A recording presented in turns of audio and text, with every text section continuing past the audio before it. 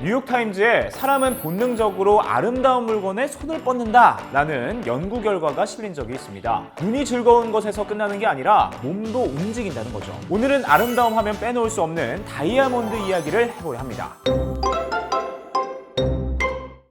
다이아몬드는 수억 년 전 지하 깊은 땅 속에 탄소가 고온, 고압 상태를 견디면서 독특한 결정 구조를 가진 거예요. 이걸 인간이 발견한 건 기원전 700년경으로 봅니다. 인도의 골콘다 지역 강바닥에서죠. 찬란한 빛을 내는 돌을 발견하자 신기해서 망치로 쳐보기도 하고 불에 태워보기도 했는데 웬걸 무슨 짓을 해도 끄떡없는 거예요. 그러자 사람들은 그것을 섬기면서 절대 권력자에게 바쳤습니다. 다이아몬드 하면 떠오르는 건 예쁘다, 그리고 비싸다. 그렇다면 세계에서 가장 비싼 다이아몬드는 무엇일까요? 바로 진한 청색의 푸른빛이 신비한 호프 다이아몬드입니다. 다이아몬드는 원래 투명하잖아요. 그런데 간혹 이렇게 색깔이 들어가는 것이 있습니다. 이런 걸 펜시 다이아몬드라 하고요.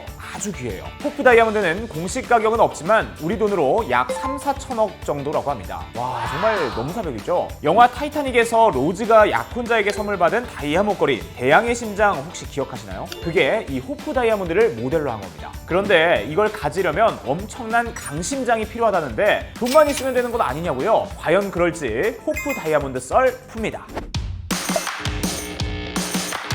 이야기는 인도 남서부에서 시작되어 커다랗고 아름다운 블루 다이아몬드가 발견되자 그들은 숭배하던 힌두교의 시타 여신상에 눈에 끼워 넣습니다. 그런데 이 다이아몬드를 바라문교의 승려가 훔쳤고 분노한 여신이 이걸 몸에 지니는 사람에게 저주를 내렸다는 겁니다. 이후 시간이 지나 프랑스의 여행가이자 보석상 장 바티스트 타베르니의 손에 들어갔고 그는 1668년 프랑스의 루이 14세에게 다이아몬드를 팔아요. 얼마에? 12만 리브르. 지금 우리 돈으로 따지면 3천억 원. 와, 그럼 부자로 잘 먹고 잘 살았을까요?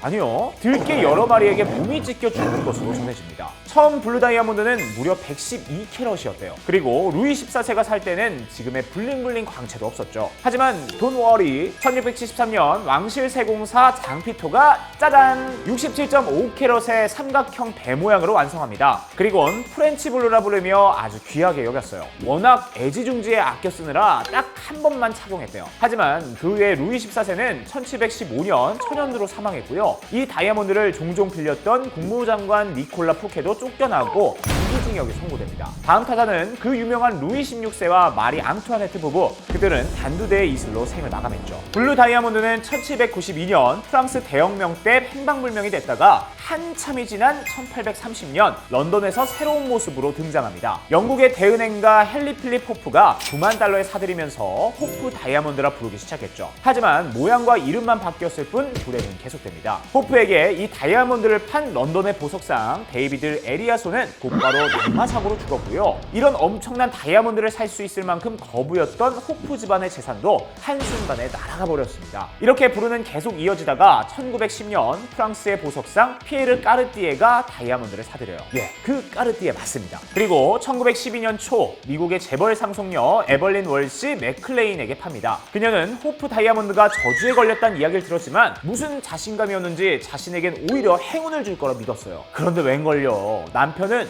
술, 도박, 빚에 재산을 탕진하고 정신병원에서 죽었고 자식들도 잃었습니다. 그녀도 마약 중독자가 됐고 60세에 코카인과 폐렴 합병증으로 호프 다이아몬드를 목에 건 채 혼자 쓸쓸히 생을 마감했죠. 많은 사람들의 손을 돌고 돌아 마지막으로 1949년 다이아몬드의 왕이라 불리는 해리 윈스턴이 샀는데요. 이런 일화들을 쭉 들으니 아무래도 찜찜했겠죠. 1958년 다이아몬드를 스미소니언 박물관에 기증합니다. 이 어마어마한 다이아를 쿨하게 등기 우편으로 보낸 걸로 유명하죠.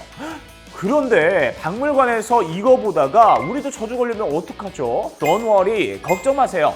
혹시라도 저주가 관람객에게 전해질까봐 다이아몬드 아래에 10초에 한 번씩 돌아가도록 장치를 설치해놨다고 합니다.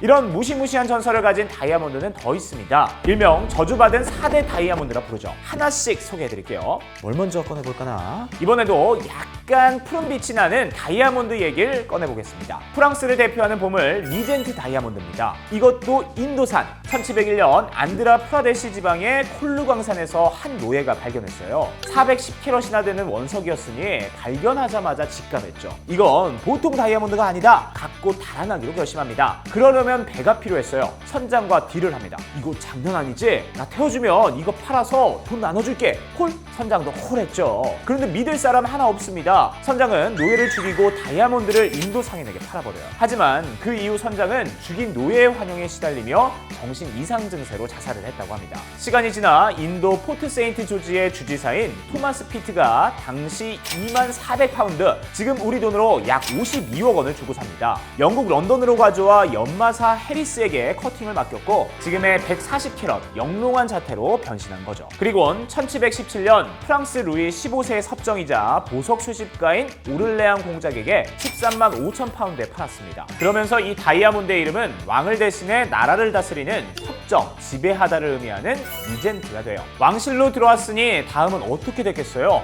쭉쭉 물려주다가 루이 16세 마리 앙투아네트에게, 또 그녀에게로 갔다가 1792년 왕실 보물 도난 사건 때 사라집니다. 그러다 생뚱맞게 대들보에서 등장했대요. 그리고 당시 최고 권력자인 나폴레옹의 손에 들어가죠. 그는 황제가 되고 리젠트 다이아몬드는 즉위식 검의 손잡이 부분에 존재감을 나타냅니다. 하지만 그 역시 말년이 좋지 않았죠. 불행을 몰고 오던 리젠트 다이아몬드는 나폴레옹의 실각 이후 루브르 박물관에서 보관 중입니다. 세 번째는 연노랑빛이 아름다운 137캐럿의 피렌체 다이아몬드입니다. 약 2000년 전 인도에서 발견됐어요. 초기 역사는 여러 버전으로 갈리는데요. 1743년 오스트리아의 황후 마리아 테레지아의 손에 들어간 것은 확실합니다. 마리아는 이 다이아몬드를 아주 아꼈다고 해요. 1770년 애지중지하던 이 보석을 딸의 결혼 선물로 줘요. 그 딸이 누구냐면 바로 마리 앙투아네트. 인도에서 발견되고 프랑스로 건너가 앙투아네트에게 가는 게 다이아몬드의 국룰인가 봐요. 시간이 지나 1854년 오스트리아 헝가리 제국의 왕자가 엘리자베스 공주와 결혼할 때 이 다이아몬드를 선물합니다. 뮤지컬 엘리자베스의 주인공이 바로 이분이죠. 그렇게 황후가 된 엘리자베스에게 불행이 찾아옵니다. 아들 루돌프가 자살하고 그 스트레스로 거식증에 시달려요. 그러다 1898년 스위스 여행 중 칼에 맞아 사망하죠. 그 뒤 오스트리아 헝가리 제국의 금고에 보관이 되어 있었어요. 그런데요, 지금은 볼 수가 없습니다. 오스트리아 헝가리 제국이 몰락한 후 사라졌거든요.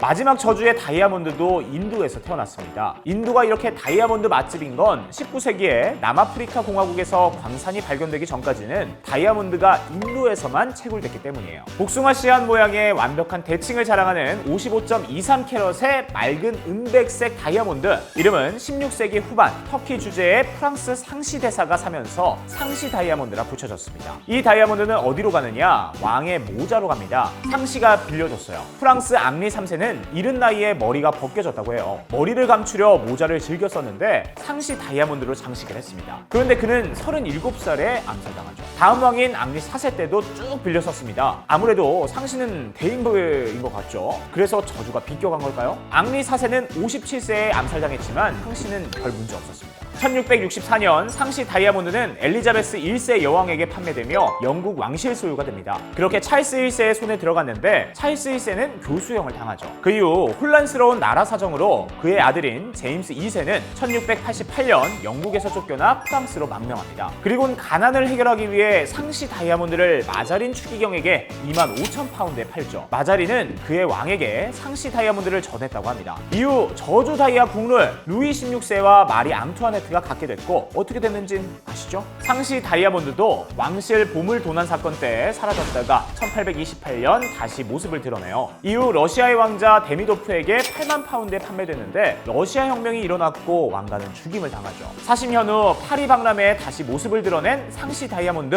1906년 윌리엄 월도프 웨스터가 아들의 결혼 선물로 구입합니다. 쭉 에스터가에서 소장해 오다가 1978년 루브르 박물관이 100만 달러에 사면서 지금까지 루브르 박물관에 반짝반짝 전시되어 있어요. 이제 무시무시한 저주 없이 그저 아주 영롱한 다이아몬드들 보여드릴게요. 눈호강 시간입니다. 하지만 가격은 후덜덜한 점 각오하면서 보자고요. 붉은색 다이아몬드 본 적 있으세요? 짠! 이게 바로 레드 다이아몬드입니다. 2001년 공식 거래가가 800만 달러, 하나로 약 94억 원이었어요. 5.11캐럿으로 세계에서 가장 큰 레드 다이아몬드로 알려져 있습니다. 이번엔 열일이 고운 핑크빛 다이아몬드예요. 이름은 퍼펙트 핑크. 핑크 다이아몬드는 0.2캐럿만 넘어도 상위 10%래요. 그런데 이건 무려 14.23캐럿이니 엄청나게 귀한 거죠. 2010년 홍콩 크리스티 경매장에서 우리 돈으로 약 273억에 낙찰됐습니다. 이후 2014년 제네바에서 열린 크리스티 경매장을 뒤흔든 다이아몬드가 나타납니다. 이름은 윈스턴 블루. 13.2캐럿으로 크기는 앞서 말한 것보다 작지만 결점이 없는 정말 영롱한 다이아몬드였어요. 와, 가격은 하나로 280억에 낙찰됐다네요.